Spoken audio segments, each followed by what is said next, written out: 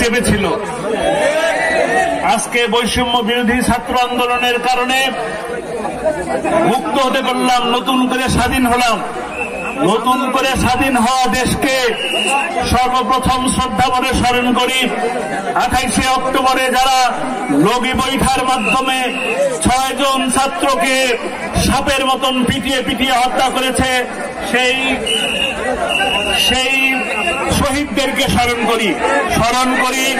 5ই মেতে হেফাজতে ইসলামের রাতের আধারে নির্বিচারে পাখির মতন গুলি করে হত্যা করা সেই সব শহীদদেরকে আবার স্মরণ করি 28শে ফেব্রুয়ারিতে আপনাদের প্রিয় মুফাসসির আল্লামা দেলোয়ার হোসেন সাঈদীকে রায়কে কেন্দ্র করে প্রতিবাদের ঝড় ওঠে সারা বাংলাদেশে, এবং সেই সময় যে অকাতরে জীবন দিয়েছিল যে সমস্ত শহীদ তাদেরকে স্মরণ করি। সেই সাথে বৈষম্য বিরোধী আন্দোলনে শিশু থেকে শুরু করে নারী পুরুষ আর বাল জনতা এই সরকার নির্মূল করার জন্য তাদেরকে গুলি করে হত্যা করেছে, তাদেরকে শাহাদাতের মর্যাদা দান করুন এই দোয়া করি।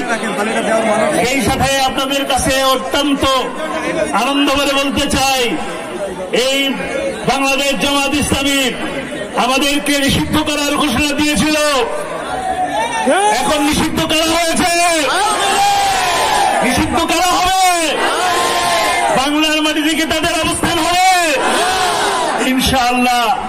যে আপনারা সকলে কি আল্লামা সাঈদীকে ভালোবাসেন? আল্লামা সাঈদী প্রতিটা মাহফিলে বলতেন ইসলামী রাজ কায়েম হোক, এই দৃশ্য দেখে যেন আমার মৃত্যু হয়, ঠিক কিনা? আপনারা কি সেই ইসলামী রাজ কায়েম করতে চান? তাহলে বাংলাদেশ জামাত ইসলামীর ছায়াতলে সকলে ঐক্যবদ্ধ হয়ে আসুন। জামাত ইসলামীর পক্ষ থেকে আপনাদেরকে স্বাগতম জানাচ্ছি। আপনারা আসেন, ইনশাআল্লাহ বাংলাদেশে শান্তি প্রতিষ্ঠা হবে।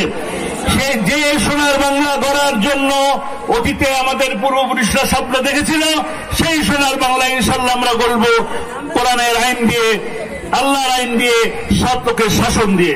আল্লাহ হাফেজ। বাংলাদেশ জামাত ইসলামী জিন্দাবাদ।